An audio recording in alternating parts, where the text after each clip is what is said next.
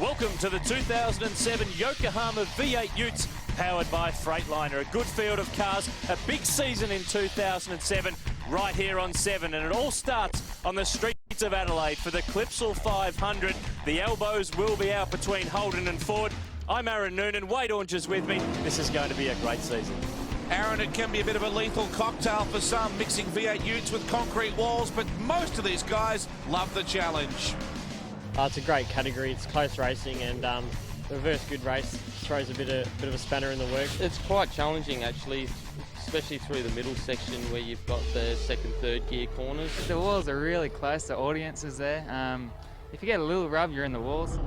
And a little rub is what Derek Hocking had in practice in the Leafman racing machine. Turn 8 claims another victim. It's claimed many a driver over the course of the years, and there's another one in the books. But this Adelaide street circuit, 3.2 kilometres, 13 turns of action. And plenty of places where you can get yourself in trouble. Turn 1 and 2, notorious for claiming some V8 Ute casualties. Plenty of high speed, no aero kits on these cars, so they'll get plenty sideways around here. The hairpins at turns 9 and 13, great passing opportunities as well. And we're going to see really who has the mumbo here today on those long straightaways. Will it be the Fords or the Holdens that'll have the advantage? Well, we're going to find out. This is the first round for 2007 in the Yokohama V8 Ute Series. Let's take a look at the onboards. Grant Johnson, the Western Australian in the PEX machine. Kim Jane, the former NASCAR champ, with a lovely open face helmet there. Yes, he's very Brock-esque, isn't it, the open face look there. Jack Elsgood, look, he's smiling already, Jack Elsgood.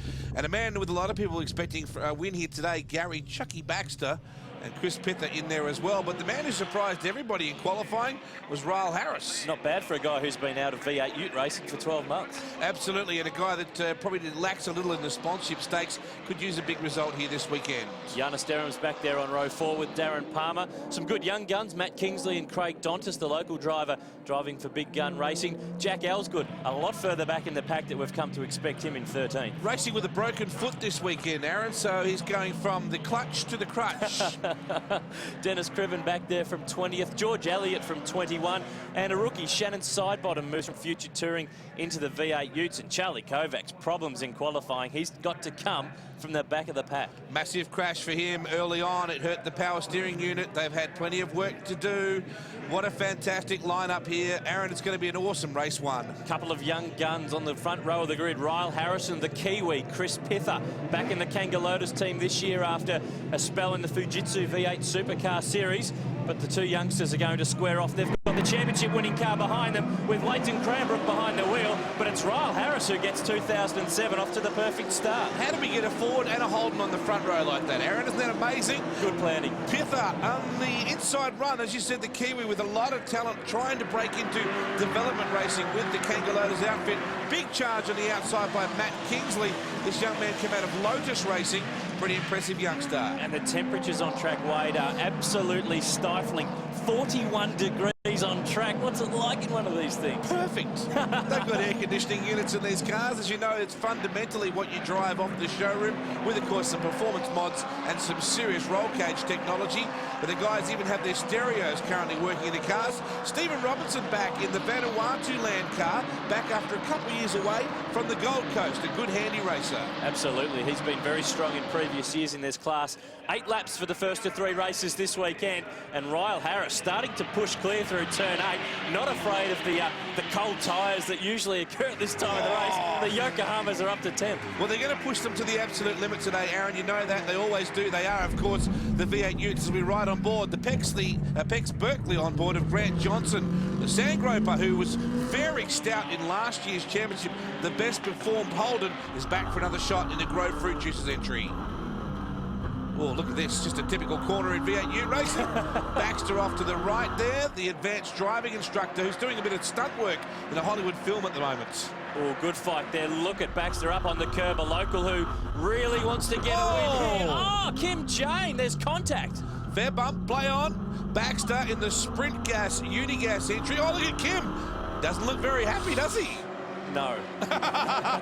Well, he's got the new Bob Jane sponsorship on board for this year. We've got a problem too. A car has stopped on the main straightaway there. Yeah, we're hearing that's George Mediki, who unfortunately has broken a tail shaft, but the Yokohama replay shows that touch between Gary Baxter and Kim Jane. Surely that's got to have done some damage. How it didn't cut down the Yokohama of Jane himself, I don't know. But look at this run from Baxter now, up the inside on the Kangaroos entry. And now you see Kingsley on the inside. Oh, we're 3 wide here. That's nice. Oh, well, that's convenient. Kim Jane, though, is the big loser. He's on the outside of turn. We said turn 9 would be a place where a lot of passing would occur, and these guys have a controlled tyre, a controlled brake.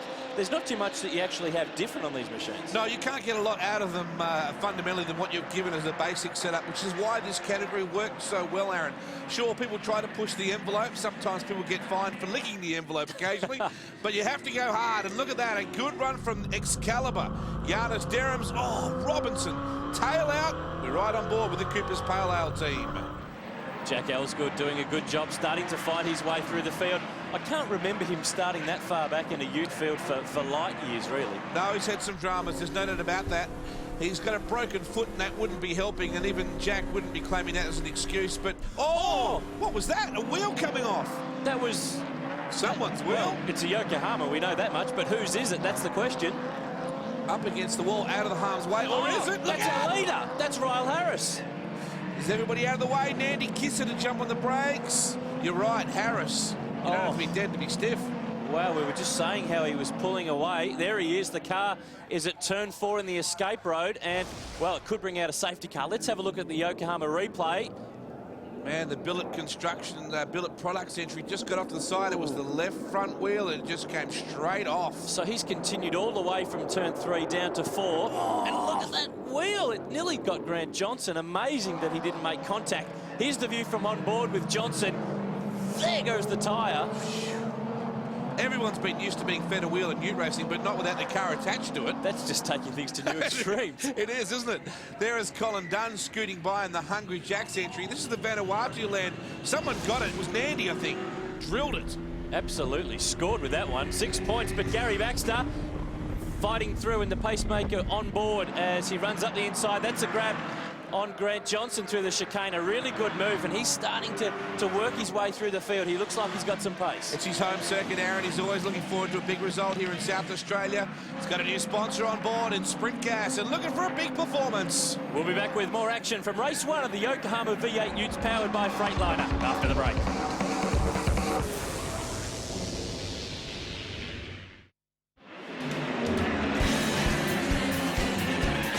You're watching the V8 Utes here on the streets of Adelaide, right here on 7, and the racing continues right throughout the pack. The first of 3 races this weekend, and Wade Charlie Kovacs, car 69, he's involved in everything. Handlebars Kovacs, he's known, Aaron, this affable South Australian who at one point held the Guinness Book of Records for the highest speed ever clocked with a caravan behind an EA Ford. I think it was like 204 kilometres an hour. He needs a bit more than that to get past Nandy here in the JFTA car. There's the update. Leighton Cranbrook leads the way. Oh! There's more rubbing between these two. Nandy Kiss started at the back of the field after being excluded for running underweight during qualifying, and he just lost some more weight there. Yes, he's got some trouble too. He's starting to slow right up as Corkery tries to get by him. But how about Leighton Cranbrook? We're on board. The pacemaker header's on board. Look at this. Baxter right behind Cranbrook. This is the fight for the lead. Leighton Cranbrook, the former V8 driver who's taken over the championship-winning car of Marcus Sukanovic from last year. He's upholding the Ford honour at the moment, but the Holden's coming. Yeah, the 2006 Australian HQ champion as well. But I just saw a lot of smoke out the back of Gary Baxter's Holden. There it is again, a puff of blue smoke. I don't think that's Yokohama smoke. I think he's got engine issues. That could be a real issue. Remember, it's very, very warm here in Adelaide, and the engine temperatures, I'd hate to think what some of the dials are showing. Well, I'd hate to think that any of them are paying any attention. The DBA on board now for Chris Pother, the kid from New Zealand in the Kangaroos Ryco Hoses entry. And here comes Matty Kingsley, the Action Tyres and More entry out of the Lotus Series, running very well in his second full season with the Utes. The Yokohama replay shows Kingsley sideways after a touch there from Giannis Derhams, the second of the Kangaroos machines. Oof. And here's the replay of the 2 rubs there. They say rubbing's racing, and I guess that was racing. Price check on a left side Holden mirror. Price check on a left side Holden mirror. Look at Johnson now right behind Baxter, who's on the ropes. South Australian up against the West Aussie, and a Northern Territorian leading them all, a former sprint car driver. Who said this wasn't a national championship? Absolutely. Oh, just then, bit of contact. The Grove Riches entry of Johnson trying to come through. Baxter's got issues. Yeah, he absolutely does, because Johnson's rounded him up on the outside of turn 11, which normally isn't the done thing, but Leighton Cranbrook, with one to go, has pretty much got this one in the bag. Well, he's done a wonderful job. He's surprised everybody in his first performance in the V8 Ute. Ironically, he and Gary Baxter shared a car at the Mountain a couple of years ago, and Chucky can't quite get past the young fella now. Now, this is a really good dice, because this is critical to race 2, because this is the fight for 16th, and if you finish 16th in this race, you get the pole for the next race. That's right, it's an inverted field in the top 50% of the field. So where in any other form of motorsport, Aaron, would you be looking to race for 15th and 16th position? You're on the front row, and Warren Millett right now looking to start on pole for race 2. We're on our way towards the checkered flag. There's smoke pouring out of all these cars. Nandy Kiss has got problems with not just the bumper, but the engine as well, which is a real worry with one to go. Well, as you said, these searing on-track temperatures are playing their role, and Kiss is in trouble. The JFTA Petrochemicals entry, the man who basically owns a transport company that shipped all of Robbie Williams' concert sound and lighting across Australia, has ground to a halt. Someone turned the audio board off that car, I'm afraid. There's no more let me entertain you, that's for sure. He's come undone. No, Warren Millett here. This is the good fight with Steve Hodges. They're going for pole, would you believe it? In fact, it's 16th, but it's pole for the next race. And the man right behind him in the blue Ford, the BBC entry out of Billy Nudgell in New South Wales, Captain Rob Jarvis, a helicopter pilot. He too could get up on the front row. Here's the battle for the lead, though. What a battle it is. Darwin up against Western Australia. Ford versus Holden. Leighton Cranbrook, the leader. Grant Johnson, who was so strong here on the streets of Adelaide and indeed throughout the whole championship last year. Oh, the pacemaker headers on board shows Gary Baxter with a Holden that sounds like the lights have gone out. Yeah, definitely trouble for Chucky there. Here's the last corner, though, Aaron. The youngster in his rookie drive. Great performance by the Ford boy. Leighton Cranbrook's going to bring it home. Grant Johnson had a look at turn 13, but to Ford go the spoils in the first race for V8 Utes in 2007. That was a great race. There was plenty going on. I dare say there's some very tired and hot drivers. Oh, and tired and hot motors as well. Matt Kingsley with a good drive. Darren Palmer, one of his career bests. And look back there, Craig Dontis, a twin. The young South Aussie's doing a wonderful job. He finishes up 6th. Elsgood soldiered back to 7th with a broken foot.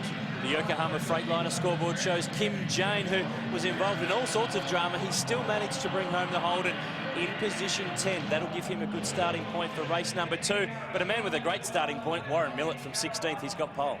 Well, our winner in race 1, Leighton Cranbrook's lucky to be here. He's with Brian Ingerson now. We had a few problems in practice, missing a session, and to bounce back for a win was excellent.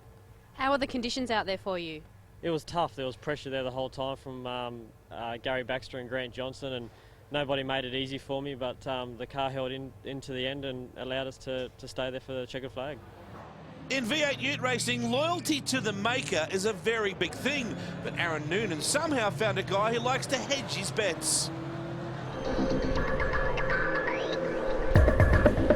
In Australia, you're either a Holden person or a Ford person. You simply cannot be both. But one man who is, he runs the high-tech motorsport team in the V8 Ute categories, John Pachos. John, how can you run both?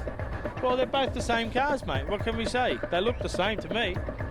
They don't look the same to me. One's got a Ford badge, one's got a Holden badge. There must be something different. Both orange, mate. Look at them. They look the same. There's no difference.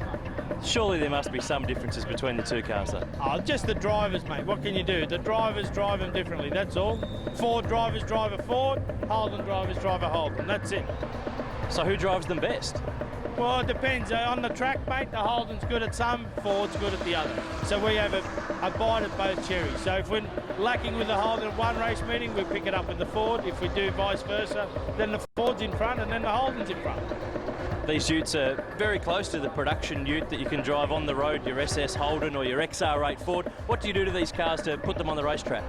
The cars are modified. There's got a little bit of safety, a roll cage, bigger brakes, suspension package, all that sort of stuff. But the car is basically standard. Engines aren't modified, not one bit. They got exhaust systems and brakes, that's about it. And there's a lot of control parts, so it effectively comes down to the man behind the steering wheel. That's exactly right. All the cars have got controlled components. The engines are modified, not modified, but they've just been tuned, so they've both got the same horsepower and all that sort of stuff. So it's up to the driver how he gets it around the racetrack. So who do you barrack for? I barrack for High-Tech Motorsport.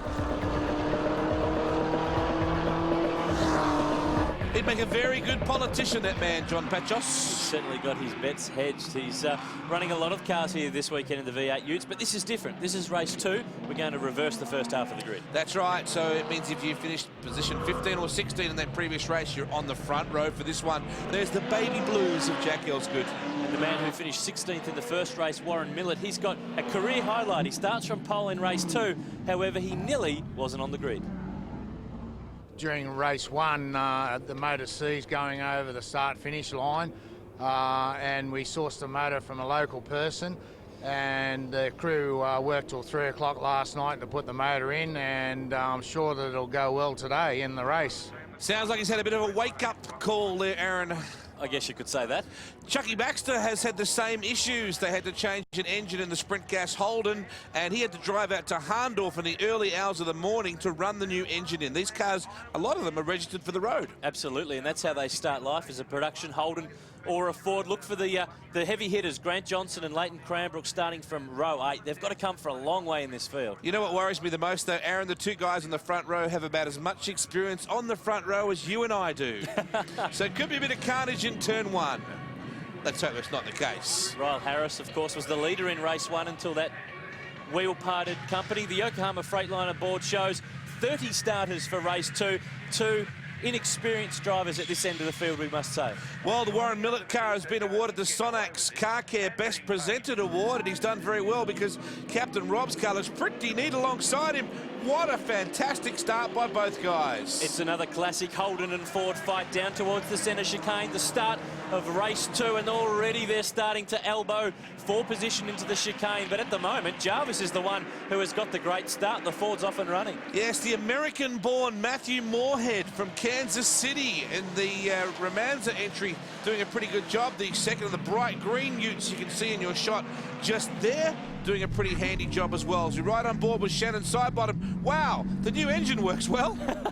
He's fighting his way through the pack. It's a busy time. 8 laps ahead, and Jarvis just starting to edge clear. The Freightliner on board. Oh, with Steve Robertson captures Darren Palmer in the pull right Ford, trying to make a spot, but Grant Johnson makes a spot on him. Yes, he's trying to get the Jesus all about life car out of the way, so you might think that Robinson will be praying he can get past very quickly. Listen to these cars go down towards turn 8. Kim Jane, the Rodney Jane wheels on board. Oh, this is a fast part of the circuit there. He gets up the inside of Steve Hodges, who started towards the front, but he's starting to slip back very quickly. We're 6 wide here, Aaron. 6 wide in places. That's not going to make for good racing much. Palmer up the inside. Oh, Pither squeezing between Robinson and Matt Kingsley. So well done. Robinson this year racing with the Vanuatu land sponsorship. They're actually selling real estate blocks in Vanuatu, and that's their big push this year. They had some native dancers earlier and everything out there. And they weren't girls, they were guys. Absolutely. Well, look at this battle up the inside. Kim Jane, the assassin on Millett, and Corkery, the Kiwi. What a result for him. There are 4 Wollongong Performance Racing Team cars. Whoa! Oh. Kingsley. Sideways. Nice. Slightly. Absolutely. Bring it on. Big field into turn 1 here. Colin Corkery having a good run on that WPR team. One of 4 cars put together by the Wollongong Performance Racing Team. Now that Damien Ice White is racing Development Series. Just goes to prove what you can do coming out of the V8 Ute Series, but we're hearing down from the pits there's a problem here. There's going to be a pit lane penalty for our race leader. Oh, Captain Rob has been pinged for jumping the start. I tell you what, I saw it before. It's a pretty tough call. We did say he made a good start, but clearly he made a too good start, unfortunately. Well, Aaron, the poor bloke hasn't slept all night. He's never been on the front row in his life. He's had a whole night to worry about it. Gotten off to a good lead in the Brunswick Valley Coaches entry. Ah, well, we're riding on board with Jack Elsgood. He's hunting down Steve Hodges. The run to turn 8 isn't generally a passing manoeuvre, but the Sin on board is showing the action. Oh, I can't look. Penrite Sin giving you the angle through the inside. He got through nicely. Palmer is also trying to have a run there as well. The door's open. Now, I've heard about inviting your opposition to pass, but not stepping into the side of the car. Well, I've also heard the term he left the door open into the corner, but that's ridiculous. The Freightliner on board of Steve Robertson captures the action at turn 9, and there's plenty of it. Isn't it great stuff? Door to door, in some cases door to open door. You're watching the Yokohama Freightliner V8 Utes from the Clipsal 500. More on the other side of the break.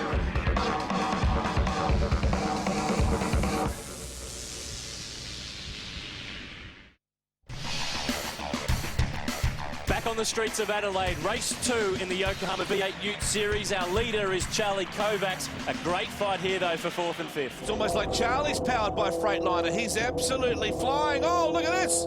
Up the inside, Elsgood. Will he get the move on Jane as well? That white car running slowly there. That was Charlie Kovacs, our leader. So Jack Elsgood's gone from 5th to 1st in a corner. That'll do. That's easy. Absolutely saves time that way. Here comes Kim Jane. You've got Papa Corkery, the young Kiwi driver, jammed in between Jack and Kim Jane. Kim Jane to be filthy. Absolutely. What a turnaround, though, this has been for Elsgood. From qualifying poorly, he finds himself now in the top 10 in race 1 and now leading race 2. And how about Charlie Kovacs? He takes off, gets the lead, the door opens up, and then all of a sudden some sort of mechanical dramas for him. Oh, did Elsgood miss a gear then? I think he got something, but it was neutral, not the next gear. Well, trouble for him in the Cooper's Pale Ale entry, and now Corkery goes through. And so the Kiwi. This kid's a rookie, don't forget. He doesn't have very much V8 Ute experience. Guys like Elsgood, Kim Jane, Darren Palmer, lots of general racing experience, but plenty of time in a V8 Ute. I think having no experience is a help in this category sometimes, Aaron. Oh, Warren Millett in the wake-up car, just out of trouble. It's amazing how fortunes change. Elsgood's gone from a bad qualifying to the lead. Warren Millett's gone from pole to nowhere now. Now look at both Ryle Harris and Gary Chucky Baxter. They've both come from the rear of the grid here. And there is Charlie in the pits. We're actually hearing he's broken the gear lever in the 69 Holden, I'm afraid. So without a gear lever, you simply can't change the gears, and he's in the pits and out of the race. The Coal Crash City entry, unfortunately, in some dramas. Look at them coming down here now. Gary Baxter charging Spanner Hodges, also Matthew Moorhead and Grant Johnson. Big lock up from Corkery. Elsgood, he's doing well with a broken foot. He did it in violent situation too, just as you'd expect, walking. Sounds very violent to me. Oh, absolutely. You'd expect a guy coming out of NRL would be able to walk pretty well, but unfortunately he's broken his foot in a bizarre accident. Kim Jane moving through on Colin Corkery now to take 2nd spot. So the former NASCAR champ starting to move the Holden towards the front, but it's Elsgood driving the Cooper's Pale Ale forward in front of what is effectively a hometown crowd this weekend for that team. Absolutely. They love their racing, and South Australians love their Coopers. Kim Jane, who lists his most fantastic achievement as a big success in the NASCAR side of things in Montegi in Japan. Still thinks about that. Now here's a look. This is a replay when Elsgood was able to come by. And look at Kim. He's busy. Look to your right. He moves over. And that's when Jack was able to get through. There is George Hollywood Elliott. Oh, Millett! The Yokohama replay. That would have got his attention. As if his weekend hasn't gone from bad to good to bad to worse. It's been a bit of a shocker for him. He's gone in very hard. Oh, big lock up from Kim Jane again. And now Darren Palmer on the inside of Corkery. It's become the popular place, turn 9, to make a move. Just about all of the big moves have happened there. And I would have thought that somewhere else around this track they would have been launching some manoeuvres, but that's the popular place. Well, you know who's been really having quite a relaxed weekend is Andrew Mediki, who's the driver's standards officer for this category. Of course, himself a rich racing history that he has. And he's not the only man with a bit of V8 supercar experience behind the scenes. Yeah, familiar face back in the category, or back in motor racing, actually. Paul Taylor, the former technical director for the V8 Supercar Series, has taken on the same role now with the V8 Ute Series, making sure that everybody's doing what they should be. We're on board at the moment with Shannon Sidebottom, the GP Racing entry, the Sidebottom family. Oh, look, everybody's gone bush there. Whoa! Was that Matt Kingsley? I think it was. That was a big hit off to the side just then. No one told me that the Rally of South Australia was on this weekend. Man is doing very well as Colin Dunn in the Hungry Jack's car. You just see him in the shot right there. He's having a whopper. You're watching the Yokohama V8 Utes right here on 7. More after the break.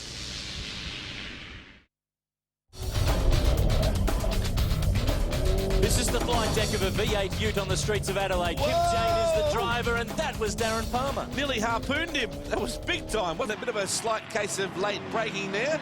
Side bottom nearly tags the wall in turn 8. Ryle Harris looking very good so far for that PGF V8 Super Club drive of the day. I just noticed some damage too, Wade, with the rear of the Cranbrook Falcon, the 71 black machine. Looked like some bodywork was just starting to come adrift there. We'll have to keep an eye on that for the last 2 laps. The Rev Doctor Scotty Fleming having a pretty good debut there in the Byron Bay Premium Ale car. And here comes Pither. Oh, Fishtail. Andrew Fisher there with the left front. That's probably looking like a 50-cent piece now. Absolutely. There is Spanner Hodges. This is the Yokohama replay of Craig Dontis. Wow, that was close. The CSA Wheels car. And look how close side bottom gets here. Woo! Oh. It's as close as you want to get. You wouldn't want to go much closer to the turn 8. Well, Jack Osgood is clear in front at the moment. He's really showing this field a clean pair of heels. Kim Jane just back there in the Holden in second spot. So a good weekend so far for the Ford fans. Yes, a clean pair of boots at the moment for Osgood, though he does have a broken foot for that walking injury, which still puzzles me. So Jane, he too was charged hard this weekend. We were talking before about the PGF V8 Super Club drive of the day. Look at the intensity there. It's the award for the guy that passes the most cars in any given race. And Ryle Harris has got to be the favourite for that. Started 28th, has worked his way right up through the field. Both he and Baxter have done the same thing. They're dance partners. And as you can see, they're not too far away here. And there is the Lamont entry of Cranbrook right in the middle of all that as well. So the youngster's got a bit of an unusual tailgate.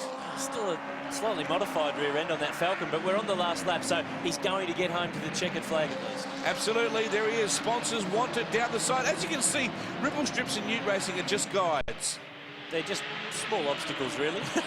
Well, Ryle Harris charging here, trying to come up behind Fisher or Fishtail. Look at the mirror flapping on the right side. Yeah, that's a pretty common occurrence around the streets of Adelaide. He's going defensive on the inside of turn 9. Leighton Cranbrook's coming to steal a spot away from the pair of them, so Harris swings out to try to get the run on the exit of the hairpin, but he finds there's a Ford right up against the driver's door. Wow, and there is Baxter in there as well, and so too is Matt Kingsley in the Action Tyres and More entry. So it's going to be a good finish, Nunar. Here we go. Jack Elsgood at the pointy end of the field, sideways off the corner. Don't you think he's happy? Jack Elsgood brings it home in the Cooper's Pale Ale Ford. He wins race 2 on the streets of Adelaide. A fantastic way to bounce back in this opening round of the season, and he's a very, very happy man. Absolutely. You can see a delighted look on his face. We take a look at the Yokohama Freightliner results. And Elsgood, Jane, Corkery, Palmer and Johnson, the top 5. Chris Pither in 6th spot. Ryle Harris, a good fight back to get 8th. Leighton Cranbrook started 16th. Our race 1 winner forced his way back through to 9th, clear of Gary Baxter. Shannon Sidebottom doing pretty well. So too Stephen Robertson, Craig Dontis, Colin Dunn, George Mediki, a much better result after a DNF in race 1. George Elliott rounds out the top 20. Our winner is with Bryony in the pits. Well, Jack, the weekend didn't start off as you'd hoped, but you really turned it around in race 2 here. Yeah, we qualified really poorly. I think we qualified 14, which was nowhere. We haven't been there for years, and we looked over the car and found there's a little bit of an issue with the engine, but we've worked hard on it. Race 1, we had a good result, and race 2 even better. So quite surprised, but very stoked. A great second race. The third and final race is still to come here from Adelaide, but our own Bryony Ingerson has spent some time in the paddock meeting some of the characters of V8 Ute racing.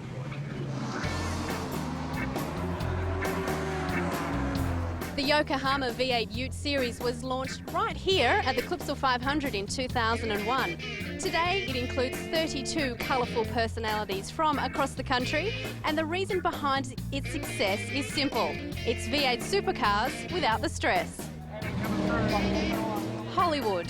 George, there's got to be a story behind that nickname. Yeah, I guess so. I think it comes from a colourful background in NASCAR racing, which has actually got me attracted to this category in the first place. You know, Ute racing's really, really close. It's got a lot of great characters in it, and you know, I mean, the formula just keeps the racing so close. I mean, you only got to blink and you lose 12 spots. Kingers, this is your second year in V8 Utes, and this time you're in your own car. Yeah, last year we had some promising results. We just had to come back with Action Motorsport, the team that we've won championships previously with, and come back and have some fun. It's just a great category to be involved with to start with. Well, this is the Kiwi Cud, Chris Pither. Chris, you've raced V8 supercars and V8 Utes. Why have you come back to the series, and what do you like about it? the racing is definitely tough. I want to end up racing V8 supercars. It's where I want to be, and the Ute class is a good feeding category for that. Hopefully in the future I'll be able to go back into development series and maybe level 1. It's always good, close, tough racing. The car's very even, and you'll see that in the qualifying and in the races that we're going to have this afternoon. There's no prizes for guessing your nickname. Has the handlebar been around as long as the V8 Ute Series? Yes, it's been around for a lot longer than that as well, I think. I think Sylvia will divorce me if I shave it off, but it's been around since day one, yes, and the category was looking for nicknames and someone suggested handlebars and it sort of stuck. With characters like that, it's little wonder why the V8 Ute Series has gone from strength to strength over the course of the last 6 years since it debuted here in 2001. But we're getting set for race 3 on the streets of Adelaide. Unfortunately, though, for our race 1 winner, Leighton Cranbrook, his good result from race 2 has disappeared. The officials have excluded him for breaching the tyre regulations after an identification marker was rubbed off one of the control Yokohamas. There's better news, though, for Holden driver Rail Harris, who's had a blinder after losing a wheel in race 1. He had to start from the back in race 2 and finished 8th. Yeah, it was good fun. We've got a lot of pace, so yeah, 28 from the grid. I surprised myself, actually. Got through to 8th, which was really good. Put us in a better position for today. We're starting 18th, so we just missed out on beating that record in that last one, so I'll have a crack this one and see if I can get up into the top 5. Getting set for a start in the third and final race for the Yokohama V8 Utes in Adelaide. And Wade, this is a different scenario again for the grid.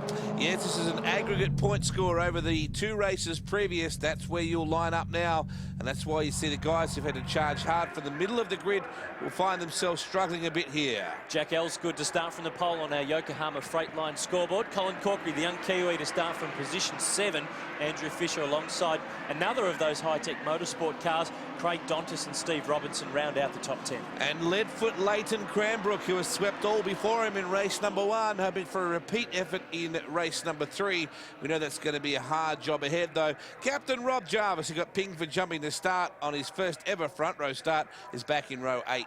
Rail Harris, the aggregate results put him back to start from 18th. Warren Millett, our pole man from race 2. And Charlie Kovacs, expect him to charge from 23rd on the grid. It was great to see Derek Hocking in the Leaf Man entry back out there after that awful crunch earlier in the weekend. And there's a sight to warm the heart of any Ute enthusiast. Holden versus Ford. The streets of Adelaide await the third and final race for 2007 in Adelaide. And it's Elsgood, the race 2 winner, who gets the jump into the first corner. How good Darren Palmer this weekend. He's having a really good performance. Elsgood to lead. Look at Kim Jane on the outside. Pither is in there as well. Oh, no! An enormous crash. That was Dennis Cribben in the 33 car, and that was a massive hit with the concrete wall on the run to the first corner. Yellow flags on display. No doubt this is going to bring out a safety car. Aaron, this has always been one of the real hot spots for bad accidents for Ute racing, unfortunately. And Dennis Cribben, who is formerly a Holden dealer for the Moss Vale area in New South Wales, now tied up in real estate with his daughter.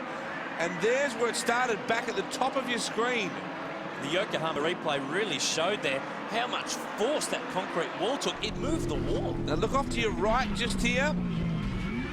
Oh, yes. Harris has moved over. Moorhead has moved over as a consequence, and Cribben has drilled the wall. That's a massive hit there. Oh, my goodness. Really a case of in the wrong place at the wrong time, I'm afraid. And so was Millett. Again, he's ended up with enormous damage, and so too Charlie Kovacs. We'll get this mess cleaned up. More racing after the break.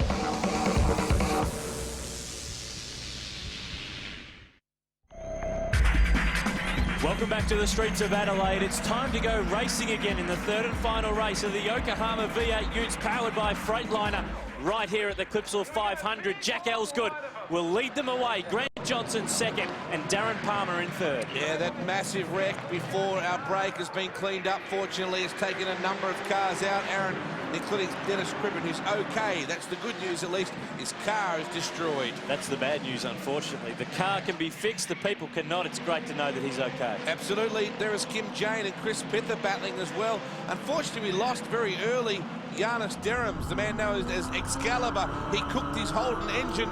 in that big race on Saturday with all the attrition. Here's a good little battle breaking out between Jane, Kingsley and Pither. Look up in front, Jack Ellsgood defending the lead from Grant Johnson. This is a 4-lap sprint to the checkered flag. Grant Johnson is right out wide there on the exit of turn 7. That's not the place to be. No, but he seems to get a pretty good run out of it. He's still having a pretty good crack, but how about Darren Palmer's form today? There he goes, scooting through the Queenslander in the Narellan Pools. Goal! Chris Pither tagged the wall. The DBA in-car captured it all, and boy, he got away with it. Remarkably, I don't know how, Kingsley up the inside then. There is Leighton Cranbrook and Stephen Robinson. Those guys have been busy, and Ryle Harris as well. It's been a busy, long weekend for these guys, but it all comes down now to the final 4 laps towards the checkered flag. Jack Ellsgood has won a race. He won race 2, but Darren Palmer has come from the clouds in the last race or so. Well, Ellsgood finished second in the championship last year to Marcus Sekanovic. He also races Bianti historic cars whenever he gets a chance. Oh, Kingsley! I think he turned Corkery around just then. Oh, and Ryle. How did he miss that? That was like Days of Thunder. That was very close, driving through the smoke there, and that's such a shame for Colin Corkery, one of 4 Wollongong Performance Racing drivers this weekend, but you can tell it's the end of the weekend. Look at the way they launch through the chicane. It's awesome the way they get the Yokohama Yodel going through that little first corner, isn't it? There is the incident. Unfortunately, it was Dontis together with Corkery, not Kingsley. It was Craig Dontis that gave him the touch-up, the youngster from South Australia. Wow, Kim Jane, bit of a brake issue there. Oh, and it kept going all the way down to the turn 9 hairpin. He does a reverse, spins it back around, and at least is going to continue. Waits for a spot in the traffic to rejoin there, but that went on for a very long time. Thank goodness for runoff areas, eh? He used all of it as well. Very well placed. The Rev Doctor, Scotty Fleming. That's Fuchs massive. Lubricants car. That's a huge hit, isn't it? Oh, that is a big impact. Not sure where that is on the circuit, but have a look at the damage to that car. It's on the exit, we're hearing, of turn 8, which is pretty much a logical place, the highest speed part of the track. But let's have a look at the Yokohama replay. We're on board with Steve Robertson. Oh, it's happened up in front of them already. He speared off. It's drilled the wall on that side, wound up on the other side. The Byron Bay Premium Ale Fuchs Lubricants car in the wall hard. And Scotty Fleming, the Rev Doctor as he's known, very talented at the mechanical side of things. Oh, that's ugly. He's going to have to be after that. That's a lot of damage, and that's another of the high-tech motorsport cars which John Patchos' team runs. Here's another look from a different onboard camera angle right here. Bang. That's where the kid got the wall earlier. So, oh, man, Ryle Harris, lucky. Oh, see him move around inside the car. Lots of damage on the streets of Adelaide. The yellow flag's on display through turn 8. This is a fantastic fight between the top 5 cars. The PEX onboard shows the action. Grant Johnson going the long way into the hairpin, but he's on the inside. There's a touch with Darren Palmer. They're starting to get the elbows out now. They're going for the win in race 3. Well, the checkered flag is hanging on the end of the next few corners. Noonar, so they've got to go for it, don't they? Ellsgood. The Sydney City Rooster now retired but racing hard, still leading narrowly for the Sandgroper. 1 corner to go. Here comes Darren Palmer trying to steal second. Kingsley's on the inside. He's going to get 4th, but it's Ellsgood off the final turn. The checkered flag's waiting this time through, and he's going to win 2 out of 3 and wrap up the first round for 2007. A fantastic performance. Grant Johnson home in 2nd. In a moment, we'll check out all the action and wrap up the round, talk to the drivers and check the championship results from this exciting first round of the Yokohama V8 Utes.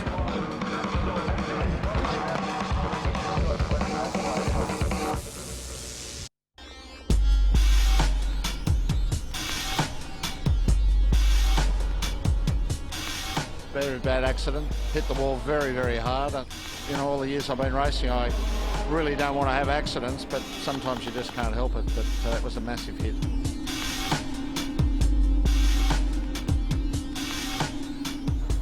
There must have been 5 wide in the turn 1, for goodness sake. I don't know what happened. The next minute, I'm gone 3 feet to the left. Kyle just swerved wide into me to get the line through, and clipped my front end and knocked me into Cribben, which unfortunately sent him straight in the wall. It was a very hard hit, and I talked to him and he's okay, and I'm just hate seeing that thing.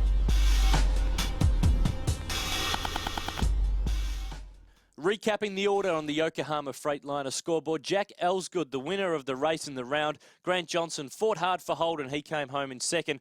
Clear of Darren Palmer and Chris Pither.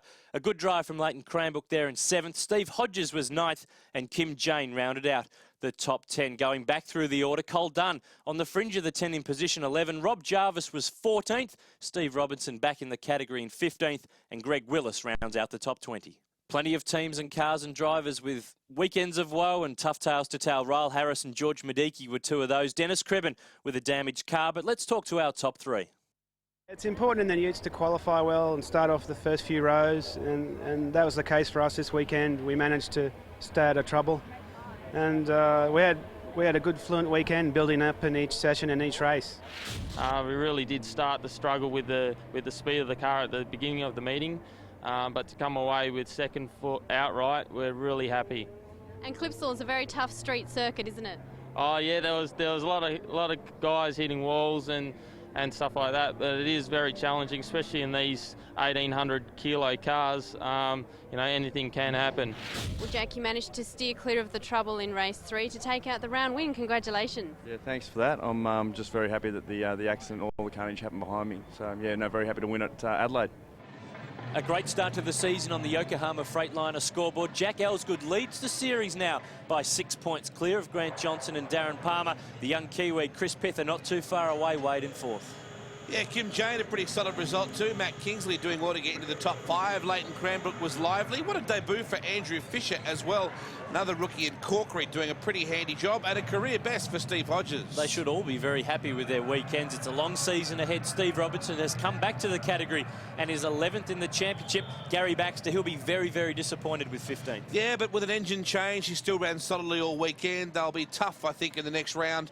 Poor old Dennis Cribben, his car is destroyed. So is Millets, Kovacs too, and Fleming. They all have a lot of work to do at the panel beaters. It's been a very tough weekend on the streets of Adelaide for the first round of the Yokohama V8 Utes. That's it for the first round for 2007. You can catch all the action live at Wakefield Park on the last weekend in March. And of course, the highlights on your home of V8 Supercar television, Channel 7 on April 21 from 3:30 p.m. On behalf of Wade Ornger, I'm Aaron Noonan. We'll see you next time.